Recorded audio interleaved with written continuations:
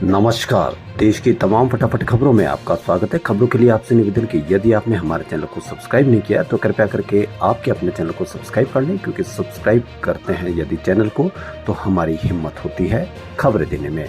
जी हाँ, तो बढ़ते आज की प्रियंका गांधी की बड़ी खबर की ओर। प्रियंका गांधी वाड्रा ने कहा कि मोदी जी इंटरव्यू में वोटों के लिए रोते हैं, वो इमोशनल पिच नहीं है। हम बोलते हैं तो इमोशनल कहा जाता है, हम तो सच्चाई कह रहे हैं। मैं तो 19 साल की उम्र में अपने पिता के टुकड़े खड़ लाई हूँ, मैं क्यों न बोलूं। प्रियंका गांधी ने कहा कि बीजेपी चाहती है कि हमारे परिवार के बारे में जितने भी अपशब्द बोले जाए उस पर हम चुप रहें। उन्होंने बीजेपी पर निशाना साधते हुए कहा कि आप चाहते हैं कि आप हमारे शहीद पिता और दादी को देशद्रोही कहें और हम चुप रहें, ये तो आपके फायदे की बात है। प्रियंका गांधी ने कहा कि हमारे परिवार ने अगर देश के लिए कुर्बानी दी है तो क्या हमको शर्म आनी चाहिए, हम क्यों चुप रहे। मैं बोलूंगी, मुझे बहुत गर्व है कि मेरी दादी जी ने देश के लिए 33 गोलियां खाई है। इस देश के लिए मेरे पिताजी शहीद हुए हैं। मैं बोलूंगी। प्रियंका गांधी वाड्रा ने कहा कि मोदी जी किसी भी इंटरव्यू में वोटों को लेने के लिए रो जाते हैं, क्या वो इमोशनली पिच नहीं है। उन्होंने बीजेपी के बयानों का जिक्र करते हुए कहा कि आप बोलेंगे कि मेरे पिताजी ने कानून बदले, इंदिरा जी की विरासत को बिना टैक्स के लेने के लिए कानून बदले, क्या बकवास है। आप झूठ पर झूठ फैलाए और हम चुप रहें। मुझे अपने परिवार पर बहुत गर्व है और मुझे बिल्कुल कोई शर्मिंदगी नहीं करेगा।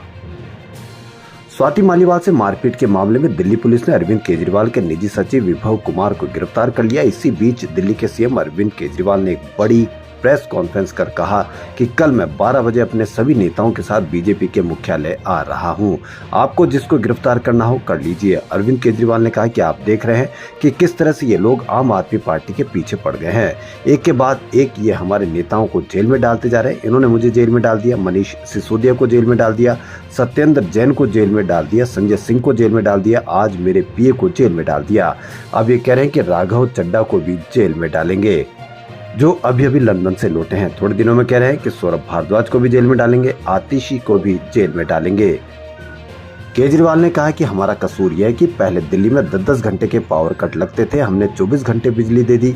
ये उस बिजली को रोकना चाहते हैं। हमारा कसूर यह है कि हमने दिल्ली वालों की बिजली फ्री कर दी, ये फ्री बिजली बंद करना चाहते हैं।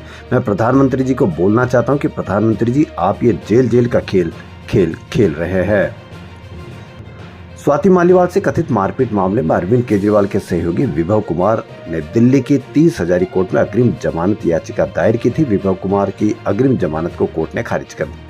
सुनवाई के दौरान एडिशनल पब्लिक प्रोसिक्यूटर ने कोर्ट को बताया कि विभव कुमार गिरफ्तार हो चुके हैं, लिहाजा कोर्ट ने कहा कि अग्रिम जमानत याचिका निष्प्रभावी हो गई है। पुलिस रिमांड के दौरान विभव को सेम हाउस भी ले जाएगी। वहीं आम आदमी पार्टी सूत्रों के अनुसार पुलिस ने उनको बताया कि विभव कुमार को कल कोर्ट के सामने पेश किया जाएगा। विभव कुमार के लिए वरिष्ठ वकील एन हरिहरन पेश हुए। वहीं आम आदमी पार्टी के लीगल सेल के हेड संजीव नासियार भी 30 हजारी कोर्ट पहुंचे थे। एक जवाबी एफआईआर में विभव कुमार ने आरोप लगाया कि स्वाति मालीवाल बिना अनुमति अपॉइंटमेंट के अरविंद केजरीवाल के आवास पर दाखिल हुई। आम आदमी पार्टी ने भी एक बयान जारी कर कहा कि ये विवाद चल रहे लोकसभा चुनाव के बीच आपको अस्थिर करने की बीजेपी की साजिश लगती है। आप नेता आतिशी ने दावा किया कि मालीवाल ने उचित प्रक्रिया का पालन नहीं किया और मुख्यमंत्री आवास में घुस गई। आतिशी ने कॉन्फ्रेंस में एक नए सीसीटीवी फुटेज की ओर इशारा किया, जिसमें स्वाति मालीवाल को मुख्यमंत्री के घर से बाहर ले जाते हुए दिखाया गया है। आप नेता ने कहा कि फुटेज के अनुसार स्वाति मालीवाल घायल नहीं थी, लेकिन उनका दावा है कि वह चल नहीं सकती थी। लेकिन फुटेज में साफ दिख रहा है कि अरविंद केजरीवाल के आवास से बाहर निकलते समय मालीवाल ठीक है। पश्चिम बंगाल गवर्नर आनंद बोस से जुड़े सेक्सुअल हरेसमेंट केस में कोलकाता पुलिस ने राजभवन के 3 कर्मचारियों के खिलाफ एफआईआर दर्ज की है। शनिवार को हुई कार्रवाई में पुलिस ने एसएस राजपूत, कुसुम छेत्री और संतलाल का नाम शामिल किया गया है। इन तीनों को बंगाल पुलिस ने सीसीटीवी फुटेज के जरिए पहचाना। इन पर 2 मई को छेड़छाड़ की घटना के बाद राजभवन की महिला कर्मचारी को गलत तरीके से रोकने का आरोप है। राजभवन में ही काम करने वाली शिकायतकर्ता महिला ने आरोप लगाया था कि घटना के बाद उसे स्टाफ ने पकड़ लिया था। 2 मई को उस पर चुप रहने के लिए दबाव डाला गया।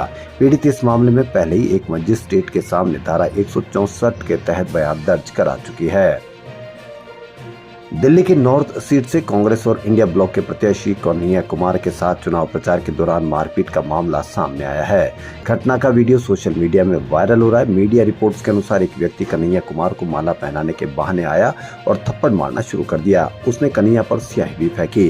कन्हैया के समर्थकों ने युवक को तुरंत पकड़ लिया और उसकी पिटाई शुरू कर दी। इस दौरान हमलावर को काफी चोटें आई है।